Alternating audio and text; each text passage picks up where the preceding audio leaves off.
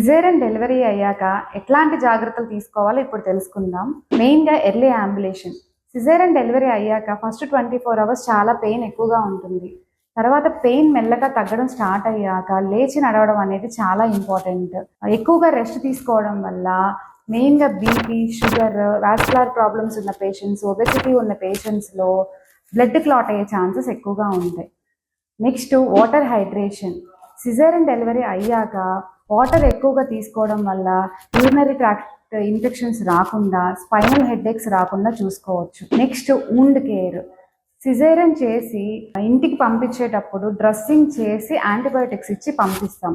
ఇంటికి వెళ్ళిన తర్వాత కూడా వాటర్ బాగా ఎక్కువగా తీసుకోవడం, డైలీ స్నానం చేయడం, వూండ్ దగ్గర డ్రైగా ఉంచుకొని ఇన్ఫెక్షన్స్ రాకుండా చూసుకోవడం అనేది చాలా ఇంపార్టెంట్.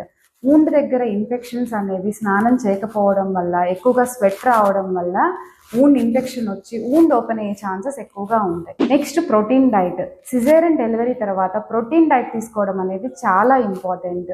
రోజు పాలు, పప్పు, ఎగ్గు, ఆకుకూరలు, వాటర్ కూడా ఎక్కువగా తీసుకోవాలి. Next post operative checkup. ఇంటికి వెళ్ళిన తర్వాత 1 వీక్కి పోస్ట్ ఆపరేటివ్ చెకప్కి కంపల్సరీ రావాలి. ఈ జాగ్రత్తలు తీసుకోవడం ద్వారా సిజేరియన్ డెలివరీ అయినా కూడా త్వరగా కోలుకోవచ్చు.